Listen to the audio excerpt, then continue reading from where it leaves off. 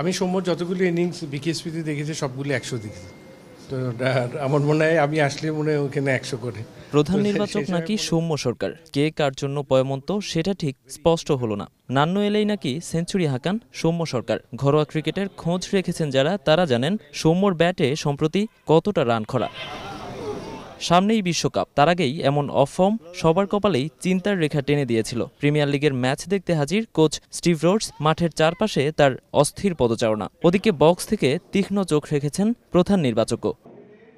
স্বপ্নিল স্কোয়াডে ঠাঁই পাওয়ার পর থেকে কোনো এক মন্ত্র বলে বদলে গেছেন সাব্বির, মিথুন, সাইফুদ্দিনরা। ব্যতিক্রম ছিলেন কেবল সৌম্য সরকার। চারপাশে নানা প্রশ্নের বাণ, ঠিক তখনই মোক্ষম এক জবাব দিয়ে দিলেন সৌম্য। ঝোড়ো সেঞ্চুরি হাঁকিয়ে নির্বাচকদের বুক থেকে চাপের পাহাড়টাও নামিয়েছেন। ভালো নক তো সব ব্যাটসম্যানের জন্য, রান যদি সাথে থাকে কনফিডেন্ট অনেক বেশি থাকে। তো সেই হিসাবে ওর ট্যালেন্ট নিয়ে তো কোনো ইয়ে নাই, দ্বিমত নাই।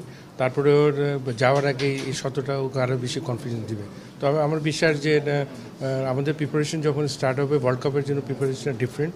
কোচেরও কিছু ক্রাইটেরিয়া আছে যে কীভাবে কোন প্ল্যানে খেলবে, কারণ কন্ডিশনটা আমাদের দেশের কন্ডিশন ওখানে অনেক তফাৎ। ওদিকে সৌম্যর ব্যাট হাসলেও নতুন চিন্তা রাহিকে নিয়ে। বিশ্বকাপ স্কোয়াডে ডাক পাওয়া এই পেসার পড়েছেন ইনজুরিতে। প্রধান নির্বাচক অবশ্য আশ্বস্ত করলেন গুরুতর কিছু নয় সেটি। রাইট তোর মেজর কিছু ইনজুরি না, ও তোর পায়ে আছে যেটা কন টাইপ যেটা হয়েছে আর কি, এটা 2-3 দিনের মধ্যে সুস্থ হয়ে যাবে। বিশ্বকাপের আনুষ্ঠানিক ক্যাম্প শুরু হয়ে যাচ্ছে, কিন্তু প্রিমিয়ার লিগে ব্যস্ত অনেকেই। সাকিব ব্যস্ত আইপিএলে। সবাইকে একসঙ্গে ক্যাম্পে পেতে তাই অপেক্ষা করতেই হচ্ছে টিম ম্যানেজমেন্টকে। 28 আর 29-এ পুরো টিম একসাথে প্র্যাকটিস করবে, কারণ এরা প্রিমিয়ার লিগ শেষ করার পর 1-2 দিনের একটা রেস্টের ব্যাপার আছে।